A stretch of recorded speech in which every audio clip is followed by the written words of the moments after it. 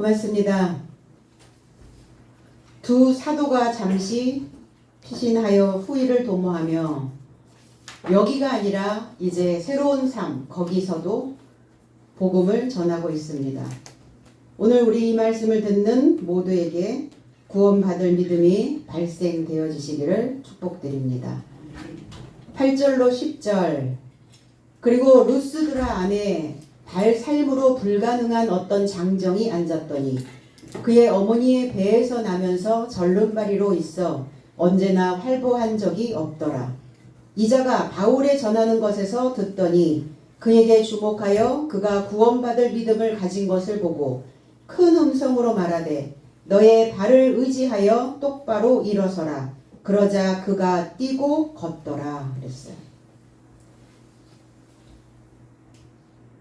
우리가 이 성경의 내용을 가지고 얼마나 많은 사람들이 이벤트를 만들어내고 웃지 못할 해프닝을 교회에서 만들어냈다는 겁니다. 신체적인 것이 아님에도 불구하고 보여지는 공연을 그 교회에서 했다는 게 놀라울 일이죠. 하나님 보실 때는. 자, 루스드라에 있습니다. 양의 무리라는 뜻이고 양의 무리가 있는 곳에 발의 삶, 우리의 지체가 다 삶이라는 거예요. 어떤 사람은 온 몸의 삶으로 가는 인생도 있고 어떤 사람은 손의 삶으로, 어떤 사람은 발의 삶으로, 어떤 사람은 배의 삶으로, 어떤 사람은 귀의 삶으로, 어떤 사람은 눈으로, 코로, 입으로. 이게 다 우리에게 붙어있는 이 지체들이 삶이라는 겁니다. 그리고 오늘 이 발의 삶은 뭐냐? 우리를 지탱하게 해주는 원동력이기도 하죠. 그리고 방향이 정해지면 우리는 이 발걸음을 먼저 떼게 됩니다. 그리고 발을 옮깁니다. 그러니까 그 기능이 상실되어진 거예요. 그 기능이 불가능한 장정이 있더라. 장정이 문제죠. 왜 장정이 문제일까요?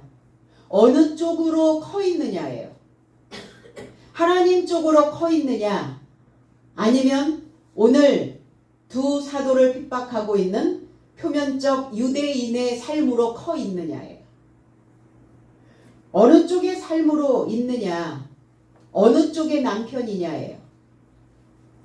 보여지는 쪽에 표면적 유대인의 옛 구습을 벗어버리지 못하고 있는 낡은 습관, 오래된 것, 이것들을 벗겨내지 못하고 있는 남편인가? 아니면 늘 새롭고 신선한 것을, 그리고 우리 마음에 무엇인가 충격을 줄 수 있는 새로운 발상을 만들어낼 수 있는 그러한 것을 주는 남편인가예요. 그럼 오늘 이 루스드라에 있는 이 자는 옛 구습에서 벗어나지 못하고 있는 남편들이었다는 거예요. 남편이 누굽니까? 가르치는 자죠. 남편이 누굽니까? 하늘된 자죠. 남편은 하늘 이렇게 얘기하잖아요. 맞아요. 남편은 하늘입니다. 그리고 여자는 땅 맞습니다. 여성 비하가 아니라 남성 우월주의적인 어떤 그 사상을 이야기하는 것이 아니었다는 거예요. 그리고 우리는 다 남편으로 가야 되고 우리는 아내에서 신부에서 성장하면 남편으로 가야 되는 거죠. 그 남편들은 성장해서 그리스도로 기름져야 되겠죠. 그리스도는 또 하나님으로 이렇게 다 맞물려 가야 된다는 이야기예요. 그럼 이 장정은 가르치는 자였고 목자였습니다. 발 삶의 기능을 상실하여 버린 자, 그러니까 이 기능이 상실한 자가 성도들의 방향을 제시해 줄 수 있었을까요?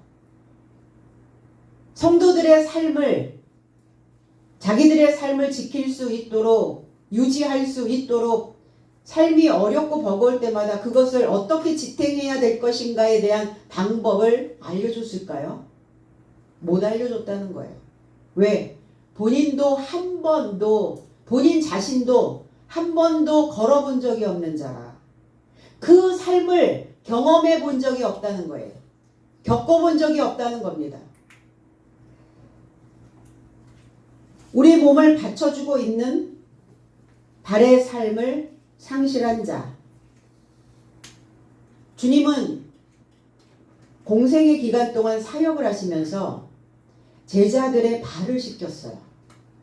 그러면 그 세족식이 무슨 의미이다인가? 요한복음 13장 5절로 7절에 이어서 대하에 이르고자 물을 담아 제자의 발 삶을 씻기시고 둘러매고 있는 것으로 닦기를 시작하셨다. 그런즉 그가 시몬 베드로를 향하여 가시며 그리고 베드로가 저에게 말한다. 저 주여. 그러니까 주님이 발을 씻긴다고 하니까 베드로는 황당한 거죠. 송구스럽기도 하지만 발을? 아니 왜 이 시점에서 무슨 발을 씻긴단 말입니까? 그러니까 주저 하면서 얘기를 하는 거예요. 저 드릴 말씀이 있는데요. 주여, 당신이 내 발을 씻으십니까? 예수께서 답변하여 언급하셨다. 내가 행하는 것을 내가 지금은 알아보지 못한 것이나 이 삶을 결합하여 알 것이다.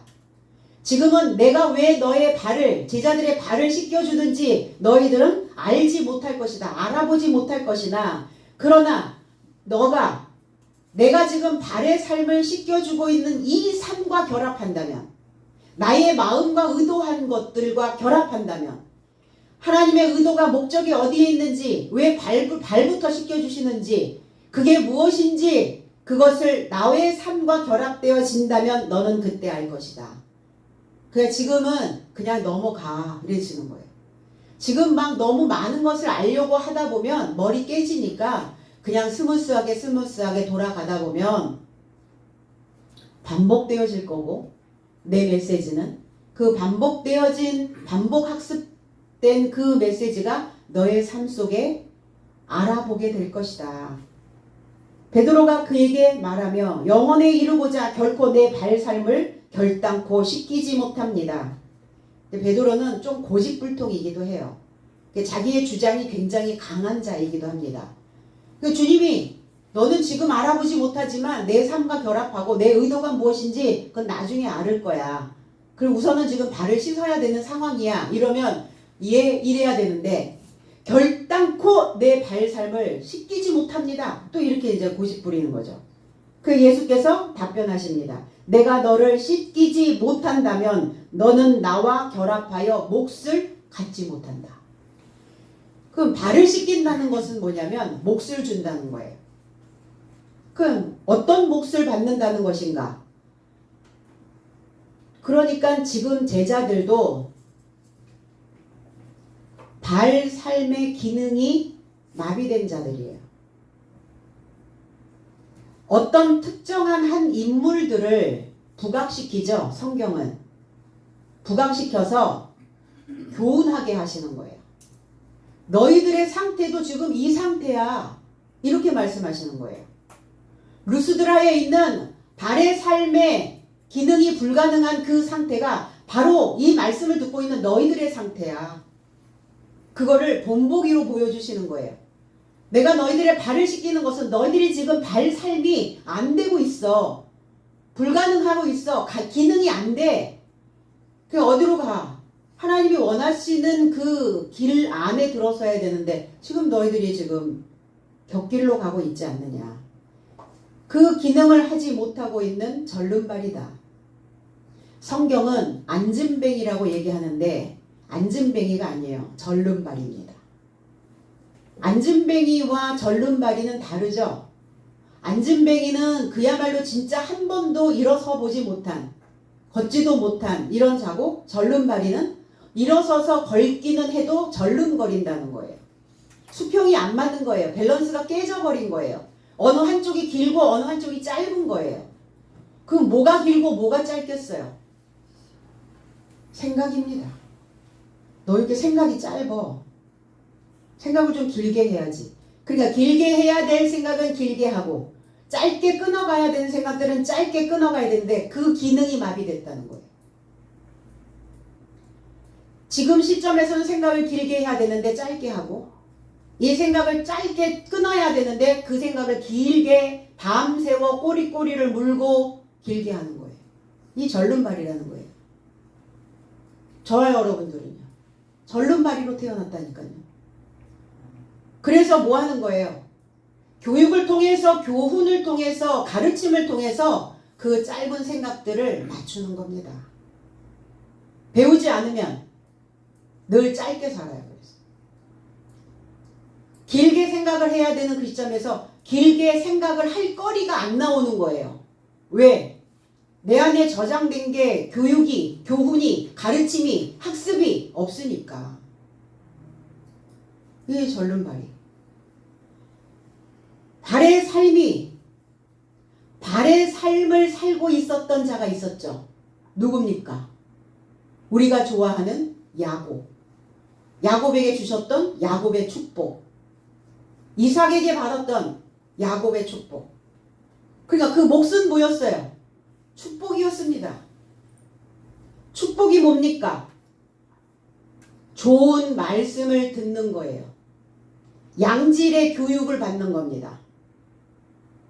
질적인 삶을 사는 거예요. 그러니까 너희들이 발을 씻지 않으면, 오늘 저와 여러분도 발을 씻지 않으면 그 기능이 마비되어서 야곱의 축복을, 그 축복의 몫을 받지 못한다. 그러니까 우리를 야곱의 삶으로 회복시키시겠다는 의도가 바로 세족식이었어요. 오늘 우리도 이 세족식에 참여하시기를 바랍니다. 엄마의 뱃속에서부터 절름발이, 태어나면서부터 다 절름이죠. 태어나자마자 바로 일어서신 분 계신가요 혹시? 안 계시죠? 그러니까 나면서부터 한 살, 거의 한 10개월 정도가 되어야 아이들은 그때 일어나서 절름거리며 걷습니다. 불안하죠? 절름거리면서 걸으니까. 기우뚱 금방 넘어질 것 같은 거 아이들이. 그러니까 부모가 어때요? 넘어지지 않도록 이렇게 보호막을 쳐주지 않습니까? 우리가 그런 존재들이라는, 인간이 걷지 못한 존재들, 절름발이 존재들. 그래서 왜 발의 삶이 회복되어져야 되느냐? 창세기 3장 15절에 보면 뱀이 하와를 유혹하죠. 그래서 여자의 후손은 뱀의 머리를 깨뜨리고, 뱀은 여자의 후손인 하나님의 자녀들의 발꿈치인 야곱을 깨뜨리기 시작했거든요. 그러니까 우리는 지금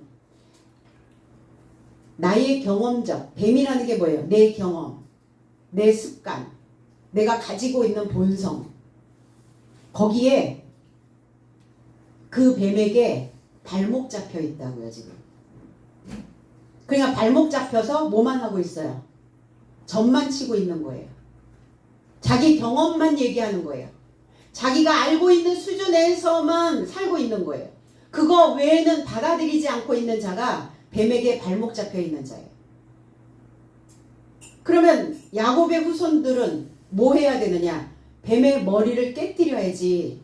그럼 뱀의 머리를 뭘로 깨뜨립니까? 발로 밟는 거예요. 발로. 그럼 발로 밟으려면 발의 삶이 회복되어져야죠. 그 말씀을 하고 계시는 거거든요. 신앙의 균형이 예수 그리스도가 오셔야, 그때야 비로소 발의 삶을 풀어주신다는 겁니다. 수평이 맞죠.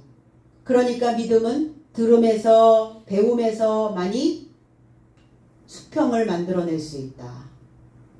믿음이 밸런스가 깨진 사람들 많죠. 교회는 열심히 다니는데 안팎이 다른 사람들 많죠. 언행이 일치 안 되는 사람 많죠. 균형 깨진 사람들이에요.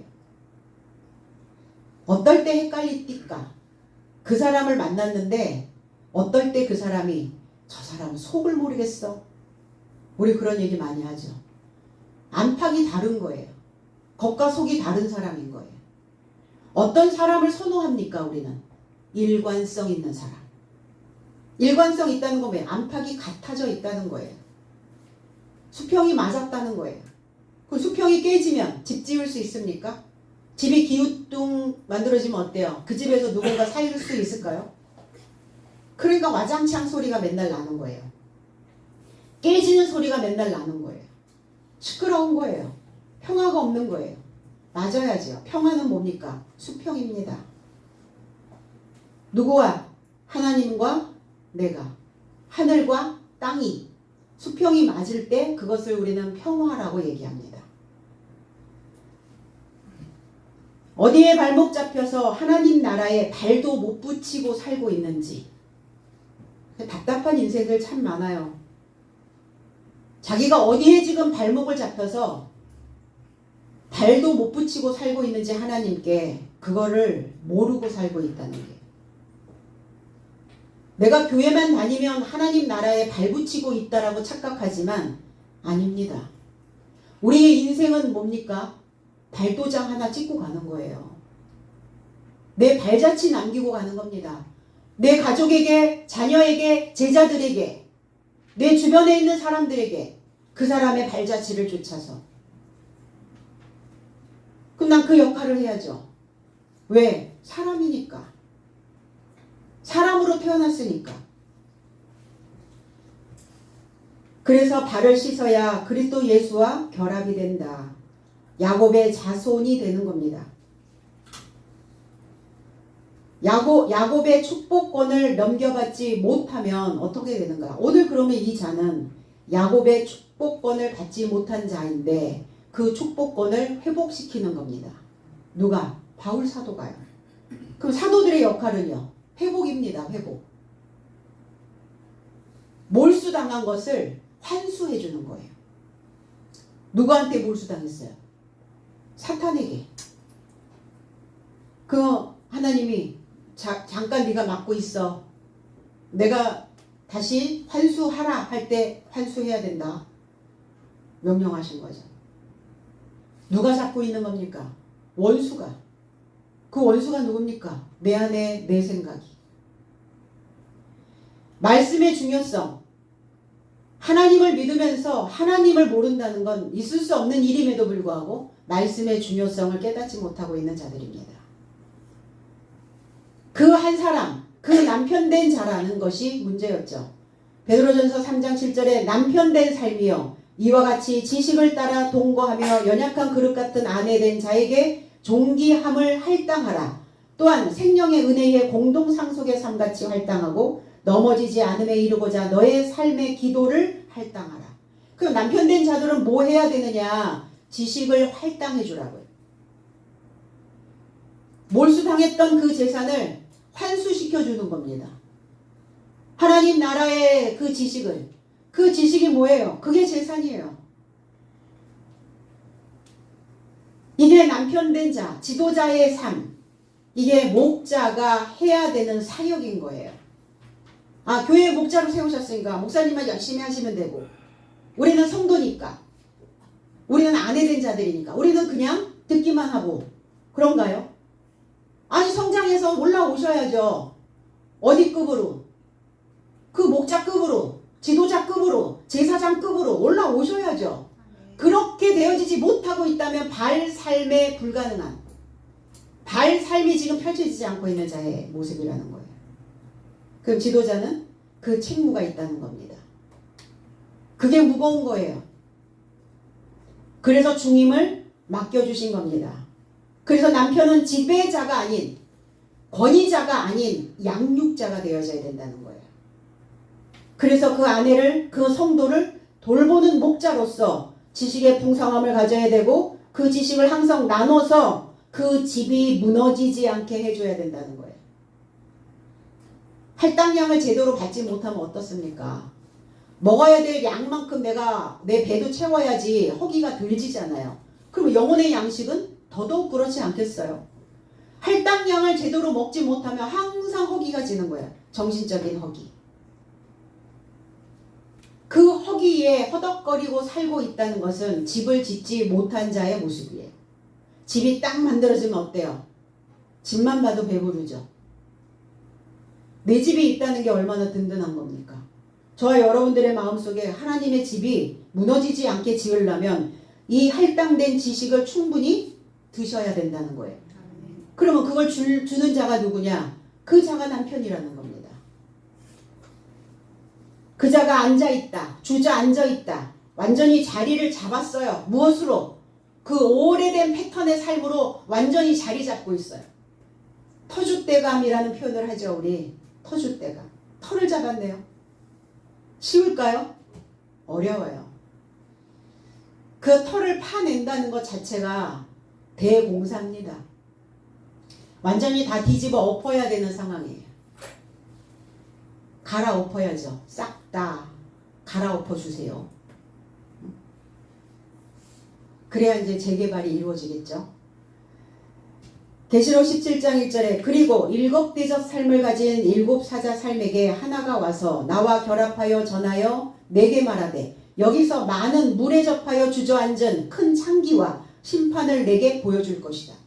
사도 요한에게 소식이 왔어요. 사자가 왔습니다. 일곱 사자. 내가 너한테 보여줄 게 있는데 많은 물에 접하여 주저앉아 있는 자, 터 잡고 있는 자, 터줏대감이 하나 있어. 어디에? 사람들의 영혼 속에. 사람들의 생각 속에, 사람들의 그 마음 속에 터줏대감들이 하나 있는데 그가 누구냐? 음녀야, 창기야. 창기가 누굽니까? 다른 색을 쫓아가는 자예요. 하나님의 색깔이 아닌 다른 색, 다른 사상, 다른 물. 그러니까 이게 많은 물에 앉아있다. 사상이죠, 사상. 내 안에 어떤 사상이 출렁거리느냐, 어떤 메시지가 출렁거리느냐, 어떤 설교를 듣고 신앙생활을 하느냐예요. 메시지가 얼마나 중요하냐면 사람들의 생각들을 창기로 만들 수도 있고 사람들의 생각들을 하나님의 형상으로 지어줄 수도 있다는 거예요. 거기에 주저앉아 있는 그것을 보여줄 것이다. 창기의 삶을. 사도 요한에게 말씀이 선포되고 거기에 분노의 대접도 쏟아지고 소식을 전하는 큰 창기의 심판을 보여주겠다라고 말합니다. 어디에 앉아 있다고요? 땅에 앉아 있다고요. 자기의 사상이 주저앉아 있는 거예요. 하나님의 이름을 부르는 자는 동명인데 하나님, 주 예수 그리스도. 자, 똑같은 이름을 말하고 있는데 동명이인이라.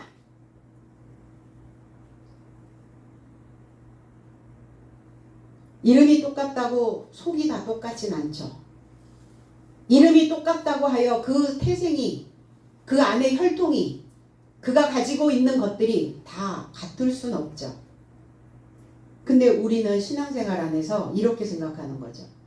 아, 여기서도 하나님을 부르고 저기서도 하나님을 부르고 여기서도 그리스도를 전하고 저기서도 그리스도를 전하니까 막 얘기하다가 그리스도, 자기 얘기를 막 하다가 하나님 이러면 다 똑같은 줄만 알아요. 다르다고요. 동명이인이라고요. 그러니까 잘 분별해야죠. 속은 완전히 다른 구성 요소를 가지고 있는데 입으로 전하는 하나님, 그리스도 예수 이 말이 똑같으니까 다 똑같다고 생각하는 거예요. 제대로 먹지 못하면 음행의 포도주에 취하게 된다는 거예요. 그래서 뱀의 사상에 취하여 있는 자는 늘 자기 경험을 얘기하죠. 말씀을 안 하고 자기 경험, 자기 체험, 자기 간증. 그게 다 음행의 포도주라는 겁니다. 자기 것으로 취하고 있는 만취되어져 있는 자. 그럼 우리가 어디에 앉아 있는가? 하나님 보좌 우편에 앉아 있는가?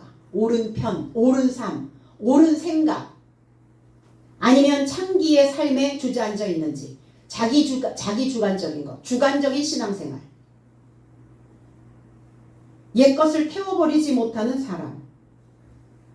우리가 그리스도의 지체의 삶을 가지고 창기의 지체의 삶을 만들겠는가?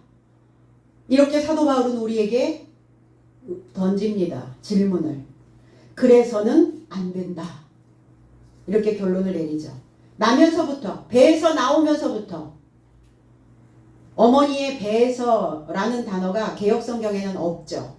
원어 성경에는 어머니의 배에서 나면서부터 이렇게 어머니의 배라는 단어가 나옵니다. 어머니의 배에서 나왔어요. 그 어머니의 배는 어떤 곳입니까? 가슴입니다. 가슴. 근데 가슴이 구멍이 났네요. 구멍이 뻥 뚫려 있어요. 그럼 구멍이 꽉 메꿔져 있는 어머니의 배가 있고요. 구멍이 뻥 뚫려 있는 어머니의 배가 있어요. 그러면 지금 이 절름발이는 구멍이 뻥 뚫려 있는 어머니의 배에서 나온 자예요. 엄마잖아요. 부모잖아요. 스승이잖아요. 역할 하셔야죠. 왜 자녀를 그냥 방임하죠? 왜 방치해요? 머리가 큰 자식, 품 안의 자식이 아닌 자식은 내가 상관할 바가 아닌가요? 그렇지 않잖아요. 그럼 뭐부터 해야 돼요? 나부터 바꿔야죠. 나는 안 바뀌면서 너만 바뀌라고, 자식만 바뀌라고 하면 바뀝니까? 스승은 안 바뀌면서 제자들 먼저 바꾸라고 하면 바뀝니까? 세상은 그렇지 않다는 얘기예요. 목자는 바뀌지 않으면서 성도들 보고 바뀌라고 하면 바뀌어요? 안 바뀌잖아요. 하늘이 바뀌어야 땅이 바뀌죠. 갈라디아서 1장 15절에 그러나 내 어머니의 배에서 나를 지명하셨고 하나님께서 그의 은혜로 인하여 초청하셨으니 바울 사도 내 어머니의 배에서 나를 지명하였다. 나의 어머니의 배는 구멍난 배였어. 그럼 바울로 태어났습니까? 사울로 태어났잖아요. 텅 빈 것으로 태어났잖아요. 거기가 어디였어요? 지옥입니다. 구멍난 가슴이 어디예요? 구멍난 뱃속이 어딥니까? 거기가 음부라는 거예요. 무저갱이 어딥니까? 갱도가 보이지 않는 깜깜한 곳, 시커먼 곳, 웜홀과 같은, 블랙홀과 같은. 그러면서 자기는 이렇게 얘기해요. 나는 그 어머니의 배에서, 텅 비어있는 어머니 배에서 태어났는데 그런데 나는 조상의 유전을 열심히 믿었던 자였어. 그러면 바울도 어머니의 배에서 절름발이로 태어났다는 거예요. 유대교 안에서 그는 역행을 했습니다. 하나님과 함께 순리대로 순행하지 않고 역행. 거꾸로 가며 거꾸로 올라갔으니까 어때요? 하나님을 치고 올라간 거죠. 치고 올라가면 어떻게 해요? 하늘의 이치와 함께 같이 흘러가야죠. 세상에 돌아가는 그것과 같이 돌아가셔야죠. 같이 이 생각들이 맞물려 가야죠. 내가 오늘 이 자리에 있다면 나는 뭘 해야 돼요? 이 메시지와 함께 같이 돌아가야죠. 메시지는 그렇다 할지라도 나는 나의 길을 갈 거야. 아직 고집이신가요? 그럼 역행이에요. 그게 거꾸로 가고 있는 거예요. 그럼 수평이 깨집니다. 기울어져 있는 삶이에요. 그러니까 바울 사도도 나도 이런 삶이었고 나도 이런 과정이 있었다라는 것을 성도들에게 실토하고 있는 겁니다. 용기예요. 나도 그랬어. 나도. 너 때는 그랬어. 그러나 그런 과정들이 다 있어. 그런데 과정이 있지만 열성이 있어야 돼. 뭔가 에너지가 필요해. 하나님에 대한 에너지가 나는 있었기 때문에 그래도 그나마 그 구멍난 어머니의 배에서 태어났지만 메꿔가기 시작했거든요. 안진뱅이. 이 콜로스라고 하는 단어예요. 불구자라는 뜻입니다. 절름발이. 그래서 절름발이의 신앙을 말씀하고 계시는 거예요. 사도행전 3장 2절에 베드로도 말씀을 전하면서 똑같은 유사한 사건이 있었죠. 사도행전 3장 2절에 그리고 어머니의 배에서 나오면서 절름발이로 시작한 어떤 장정이 운반되더라. 성전에 이르고자 들어가는 산 곁에서 자비를 구하려고 저를 아름다운이라 불려지는 성전의 문을 향하여 나를 쫓아 저의 삶이 두더라. 빛을 쫓아 하나님의 지식을 쫓아. 그러니까 우리가 다 절름발인데 빛을 쫓아 있느냐 아니면 어두움에 있느냐예요. 하나님에 대하여 알 것 없어. 들려지는 메시지 그냥 듣기만 하면 되고 믿기만 하면 돼. 앉은뱅이, 절름발이. 저게 뭐지? 저게 무슨 말씀이지? 이게 무슨 내용일까? 성경 66권이 도대체 우리에게 주시는 메시지는 하나님은 우리에게 무엇을 원하실까? 이게 궁금해야지. 그래야지 메꿔질 거 아니에요. 그래서 베드로는 은과 금은 나에게 생기지 않으나 내가 가지고 있는 이것을 너에게 준다. 내가 가지고 있는 것이 뭐냐? 나사렛 예수의 이름 안에서 일어나 활보하라. 그러면 예수 그리스도를 믿는 것이 아니라 예수 그리스도 안에서 믿어야 된다고요. 말씀 안에서 들어야 돼요. 안의 내용이, 속에 있는 내용이 무엇인지 알고 믿어야지 된다고요. 그게 그리스도 예수 안에 오는 거예요. 그래서 두 발로 지옥불에 던져짐보다 절름발이로 살아있는 영에 이르고자 들어가는 것이 낫다. 너의 지체가 지옥불에 들어가게 생겼거든. 잘라버려라 이렇게 얘기하잖아요. 눈도 빼버려라. 손도 잘라라. 발도 잘라라. 성경은 그렇게 무지하게 얘기해요. 무지막지하게. 무섭죠. 그러면 천국에 가면 다 잘라버리고 들어와가지고 온체불만족이 됩니까? 다 잘라져요? 다리 없고 팔도 없고 뭐 눈도 없고 다 없겠네요. 그 말씀이 아니잖아요. 생각의 지체가 있단 말이에요. 너희들의 생각의 지체가 너희들을 방해하고 있거든. 누가 방해합니까? 내 생각이 나를 방해하죠. 하나님께로 가고자 하는 그 생각을 자꾸 가로막는 게 누굽니까? 나잖아요. 내 생각이잖아요. 오래된 생각이잖아요. 낡은 생각이잖아요. 그렇게 살아왔던 패턴들이잖아요. 그거 잘라버리라고요. 그게 지체라고요. 나를 이끌어가는 지체. 그래서 그 손삶이 그렇게 움직이고 발삶이 그렇게 행동하고 입의 삶이 그렇게 말하게 하고 했던 대로 했다간 지옥불에 떨어진다 이러시는 거예요. 죽었을 때요? 아니요. 살면서 지옥을 경험하니까 무서운 거예요. 생지옥을 사니까 그게 무서운 거죠. 죽은 다음에 무슨 의미가 있어요? 세포들이 다 죽었는데 유황불에 들어가든 기름솥에 들어가든 뜨겁습니까? 아픕니까? 몰라요. 살아있을 때 그 뜨거운 맛을 보기 때문에 좀 빨리빨리 생각을 뭐하라? 순환해라. 전환해라. 창세기 3장 20절에 그러면 그 어머니의 배가 어디란 말입니까? 알아야죠. 근원을 찾아 들어가야죠. 원인이 무엇인지, 근본이 무엇인지, 내가 왜 이렇게 살고 있는지 그것을 찾아내서 원인 제거를 하셔야 될 거 아니에요. 창세기 3장 20절에 아담이 그의 아내의 이름을 하와라 불렀으니 그는 모든 산자의 어머니가 됨이더라. 하와의 어머니. 하와가 모든 살아있는 목숨의 어머니래요. 그러면 지금 이 절름발이는 어떤 어머니의 배에서 나왔습니까? 하와입니다. 하와는 지금 상태가 어때요? 뱀에게 물렸어요. 발목 잡혀 있어요 지금. 제대로 갑니까 인생길? 못 가잖아요. 하와의 가슴이 메꿔져 있습니까? 텅 비어 있잖아요. 하나님의 것 아무것도 없잖아요. 그 어머니의 뱃속에서 나온 자. 하나님이 아담과 그의 아내를 위하여 그래서 가죽 옷을 지어 입혔는데 그러면 가죽 옷 벗다 벌거벗다. 어쨌든 가죽이라는 것은 그 짐승에게서 벗겨낸 거잖아요. 그러면 그게 하와가 입었던 어머니의 옷이에요. 하와가 입었던 어머니 옷.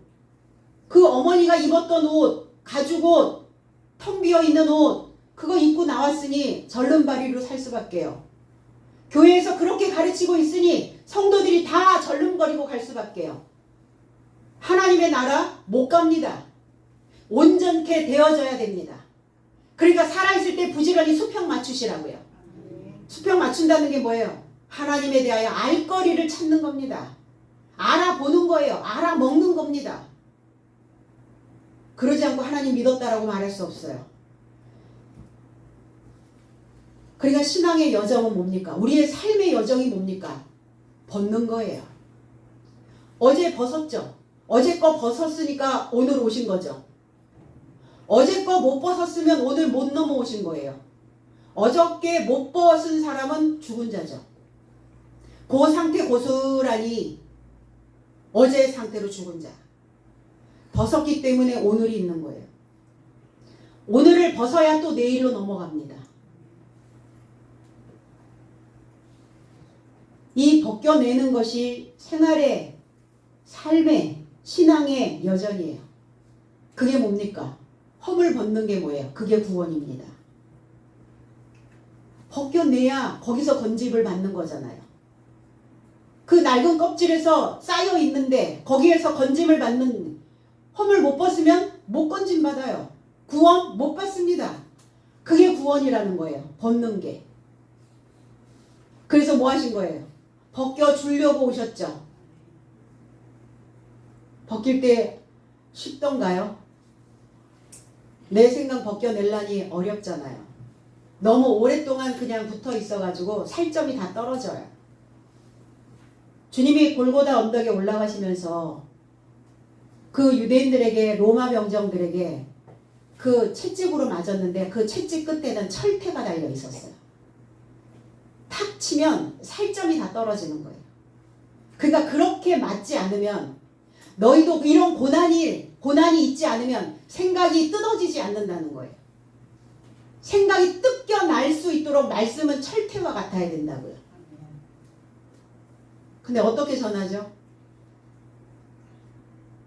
말씀 철퇴와 같이 그렇게 뜯겨질 수 있도록, 벗겨질 수 있도록 전하나요?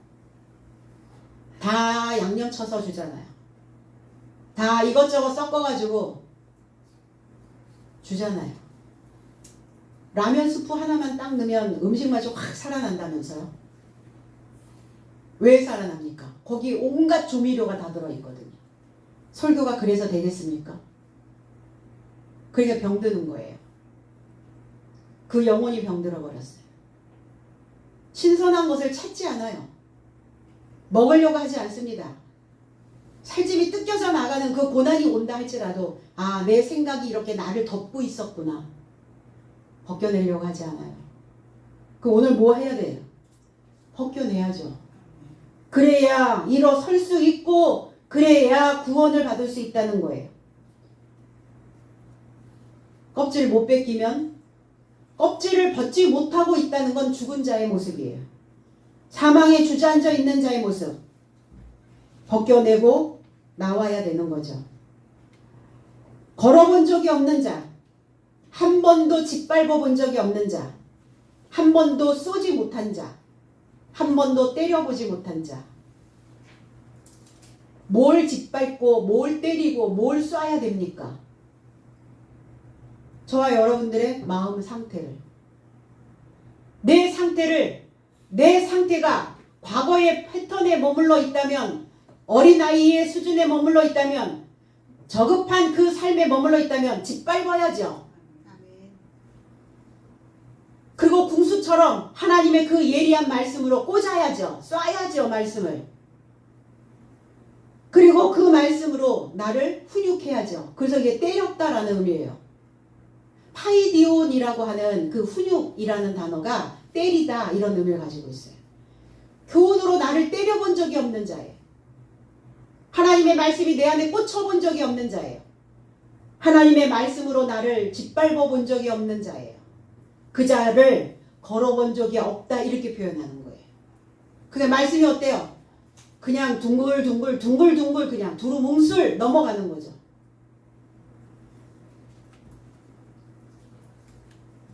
빛의 광선을 쏘여본 적이 없는, 말씀이 바뀌도록 쏘지 못하는, 혀의 회초리로 때리지 못했는, 교훈이 없는 솜방망이. 그러니까 솜방망이의 교육은 다 절름발이, 걸어본 적이 없도록 만들어버리는 거예요. 좋은 게 좋은 거라고요? 좋아야 좋은 거죠. 좋아져 있어야 좋은 거죠. 좋아져 있지도 않는데 좋은 게 좋은 거로 넘어가면 됩니까? 우리 그런 거 하고 싶잖아요. 에이, 좋은 게 좋은 거야. 넘어가. 왜야 그래요? 참견하기 귀찮은 거예요. 참견하셔야죠.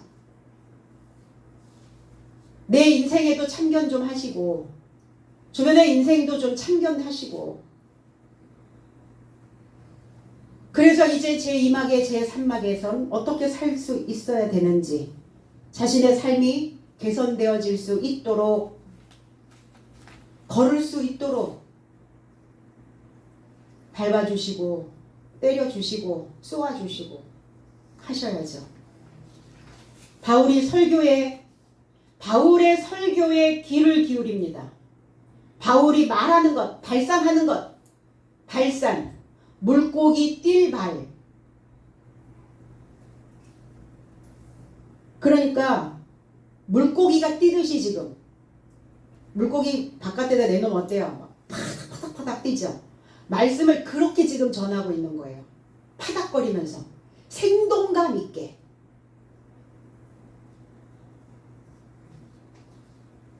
그리고 말씀을 흩뿌릴 산이니까 흩을 산. 그러니까 말씀을 지금 그렇게 생동감 있게 막 실화를 실제적인 그리고 나의 삶도 그랬어. 나도 그 어머니의 배에서 태어난 절름발이었어. 이렇게 실화를 이야기하는 거예요. 우화가 아니라 속담이 아니라 실화. 그거를 풀어내고 있는 거예요. 해야 할 말을 정확하게 그리고 내 안에 있는 모든 내용들을 그냥 가감없이 털어내고 있는 것입니다. 그럼 내 안에 있는 모든 것이 사실은 말이 되어 튀어나오죠. 그렇다는 거예요. 그리고 듣습니다. 듣는 거 중요해요. 그냥 듣는 게 아니에요. 감각에서 무엇 할 수 있도록 저 메시지가 도대체 바울이 하는 메시지가 무슨 내용이야. 난 한 번도 저 교훈이 나를 때린 적도 없고 쏜 적도 없고 나를 짓밟은 적도 없어. 난 걸어본 적이 없어. 저게 도대체 무슨 말씀이야. 깨닫기 위해서 지금 듣고 있는 거예요. 고정된 자신의 생각을 갈아내서 이게 히브리어로 넘어가면 듣다라는 단어가 샤마으라는 단어예요. 샤마으라고 하는 단어를 풀면 연마하다, 물로 연마를 하다. 물로 연마되어서 그리고 샘을 만드는 거예요. 그럼 고정된 생각들이 연마되어져야 자신의 생각들이 갈아내져야 물이 흘러서 샘이 된다는 거예요. 샘이 되어져야 들려요. 고정되어지면 안 들려요. 들을 수 있는 말을 하는 게 중요하죠. 우리가 어떤 말을 할 때 내 말만 합니까? 내 말만 하고 끝나면 괜찮은데 내 말을 상대가 안 들어주면 분노하죠. 그러니까 말을 할 때 어떻게 해요? 들을 수 있는 말을 해야 된다고요. 오늘 바울 사도는 그 언어를 정확하게. 근데 들을 수 있는 말은 어떤 말이죠? 그 말을 주의 깊게 들을 수 있도록 하는 말이 어떤 말이어야 들을 수 있는 말을 줄 수 있습니까? 다정한 말이에요. 그래서 강한 말보다 다정한 말이 빛이 나요. 말에 빛이 나야 들어요. 그러면 내 말은 빛이 나는가? 근데 말이 빛이 나려면 마음밭을 가꿔야 돼요. 마음밭이 가꿔져야 말이 달라져요.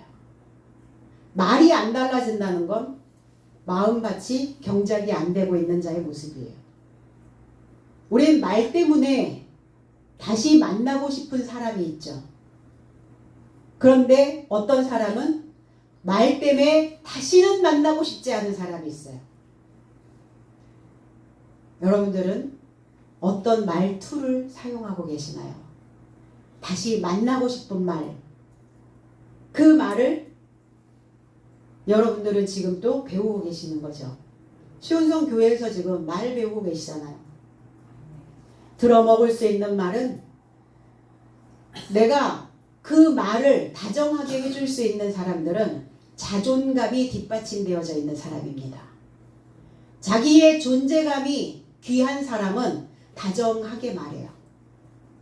자기의 존재감을 알지 못하는 사람, 존재감이 낮은 사람들은 말이 거칠어요. 오늘 바울은 다정하게 말하면서 강하고 정확하게 꽂아주고 있는 거예요. 그가 주목하였다. 청력고정, 시력고정, 위를 쳐다보다 이런 뜻이에요. 주시하다 이런 뜻이에요. 주목 이러죠. 주목. 선생님 주목. 뭐 하시는 거예요? 집중. 그러면 눈 아래로 깔지 말고 위로. 그럼 위로 쳐다본다는 건 뭐예요? 교훈을 듣고자 하는 자의 모습이죠. 가르치다 보면 제자들 그런 태도들이 보이죠. 들으려고 하는 자, 배우려고 하는 자는 어때요? 선생님 쳐다보죠. 위 쳐다보잖아요. 위를 쳐다볼 수밖에 없죠. 서 있으니까 선생님이. 그런데 배우는 게 싫다, 귀찮다, 눈 아래로 깔죠. 그리고 그거에서부터 벌써 틀리다는 이야기예요. 그러니까 위를 쳐다보다, 주시하다. 그것을 보고 그 사람의 태도를 보고 구원받을 만한 믿음이 있다는 것을 알게 됩니다. 구조받을 수 있는, 고칠 수 있는, 완전하게 될 수 있는, 새롭게 만들어질 수 있는 요소가 그 사람 안에 있다는 것을, 루스드라에 있는 사람이 그 요소를 가지고 있다는 것을 바울은 알게 되어집니다.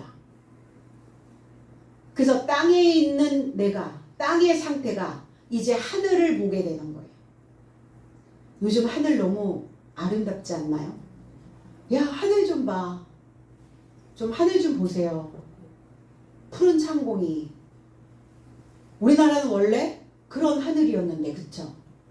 어느 날 이게 뭐 황사니, 뭐 기후의 변화니, 오존 파괴니, 이러는 바람에 자연도 지금, 환경도 하늘이 지금 가려져 있단 말이에요. 그럴수록 이 말씀을 듣는 여러분들이 그 하늘이어야 된다는 겁니다. 하늘의 형체로 모양새가 좋아지는 거예요. 나의 감정 상태, 나의 표정, 나의 태도, 나의 생각. 그래서 늘 감사하는, 늘 즐거운, 늘 축복하는 이런 좋은 일들이 만들어지는 하늘을 주목하고 있는 삶의 모습으로 구원받는 거죠. 건짐을 받는 겁니다. 그 믿음이 뭐냐? 신실함입니다. 신뢰하는 거예요. 자신을 설득해내는 거예요. 말씀을 통해서 나를 설득해내지 못하면 그는 믿음 없는 자죠. 디모데후서 3장 14절로 17절에 그래서 너는 배우고 믿게 된 삶 안에 머물라. 너의 삶이 누구 곁에서 배웠는지 알고 있으며 또한 내가 유아기부터 그리스도 예수 안에 있는 믿음으로 인하여 너를 구원에 이르도록 지혜롭게 할 수 있는 거룩한 글을 알고 있도다. 모든 성경은 영적 하나님이며 교리를 향하여, 책망을 향하여, 교정을 향하여, 의 안에서 훈육을 향하여 유익하니 이는 하나님의 사람이 모든 선한 일을 향하여 온전케 갖춰져 온전하게 하려 함이라. 믿음이라는 건 그렇단 이야기예요. 그 믿음이 구원에 이르도록 지혜롭게 할 수 있다. 구원에 이르도록 지혜롭게 되어지려면 성경을 알아야 된다는 이야기예요. 성경. 성경이 뭐기 때문에? 영적 하나님이기 때문에. 배워서 알게 된 것을 믿는 거예요. 내가 알게 된 것만 믿게 되는 거예요. 사람들은. 성경을 알지 못하면 구원도 없습니다. 아니 하나님을 알지 못하는데 아는 게 아무것도 없는데 무슨 구원입니까? 하나님의 계명이 교훈이죠. 이 말씀을 듣는 자가 유익한 삶이다. 어두움을 향하여 책망하라. 책망받은 자가 유익하다. 똑바로 세우는, 교정되는 자가 유익한 자다. 그래서 주님은 또 사역기간 동안 38년 동안 귀신 들려 앓으며 꼬부라져 펴지 못하는 자가 있었어요. 펴지 못하는 자, 꼬부라져 있는 자, 교정하셔야죠. 허리 교정하셔야죠. 눈도 교정하셔야죠. 귀도 다 교정해야 된다는 이야기예요. 다리도 어때요? 교정할 수 있도록 딱 압박붕대 딱 해놓잖아요. 교정. 똑바로 세우시는 거예요. 그게.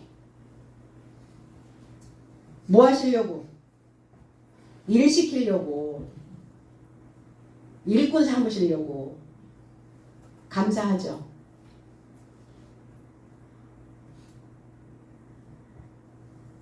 그래서 귀신 들려 앓으며 조금도 펴지 못하는 38년 된 자를 안수하심에 그 여자가 펴졌다 그랬거든요. 의 안에서 하나님의 법으로 훈육하니 나겐 유익이고, 그게 훈육은 엄하죠. 훈육 살살 하나요? 솜방망이처럼 하나요? 때리잖아요. 세게 혀로, 혀끝으로. 그럼 자식을 그리 둘 수는 없잖아요. 언제까지 오냐 할 거예요. 언제까지 네가 하고 싶은 것만 하라고 하실 거예요. 제자를 그렇게 가르칠 수는 없잖아요. 그 삶이 유익할 수 있도록 훈육하셔야죠. 엄해도 온전히 갖춰진 자를 만들려는 하나님의 뜻을 담고 있는 이 성경의 메시지를 잘 우리는 이해하고 해석해야 된다는 겁니다. 큰 소리로 일어서라 이렇게 얘기합니다. 뭐 얼마나 데시벨이 컸겠어요? 얼마나 큰 데시벨이었기 때문에 큰 소리라고 했어요. 메갈레 포네인데, 이 메갈레라고 하는 최상급, 그리고 가장 훌륭한, 가장 위대한, 아주 웅장한, 그게 뭡니까? 성경을 풀어주는 거예요. 그게 가장 웅장한 소리고 최상급의 소리고 번역하여 설명하고 있는 거예요. 이거를 큰 소리로 이렇게 표현했어요. 성경은. 위대한 소리, 가장 훌륭한 소리. 일어서라, 위로 일어서라, 들어 올려라, 일으켜라, 똑바로 서라 제발. 죽은 삶에서의 부활입니다. 없는 의식이 생기는 거예요. 맹탕으로 살았던 그 삶이 뭔지도 모르고 그냥 흘러가듯 살았던 삶이 이제는 의식이 생긴 거예요. 어떻게 살아야 되겠는지 계획 세우는 겁니다. 이게 아니스테미, 위로 일어서라. 바울의 번역된 성경으로 바닥이었던 하나님에 대한 지식이 들어 올려져서 위대해지는 겁니다. 그 사람이 뛰어 걷는지라, 뛰다, 튀어오르다, 솟아나다, 돌진하다. 잠잠고 있었던 물이 솟구쳐 올라오는 거예요. 속에서 그 안반수가 터져가지고 확 솟구쳐 올라오는 거예요. 삶의 원동력. 좀 그래야죠. 일이 없어서 일을 달라고 일을 줬더니 또 일이 힘들다고 불평불만. 또 힘들다고 해서 일을 없앴더니 일을 없앴다고 또 불평불만. 언제 좀 솟구쳐 올라오실래요? 언제 좀 이게 단단하게 막혀있는 이 반석들이 좀 터져서 이 속에 있는 열정들이 언제나 에너지가 좀 끌어올려질까요? 내 발 삶이 지금 부지런히 일을 하고 있다는 것 자체가 얼마나 감사할 일이고 얼마나 행복한 일이고 얼마나 즐거운 일인데.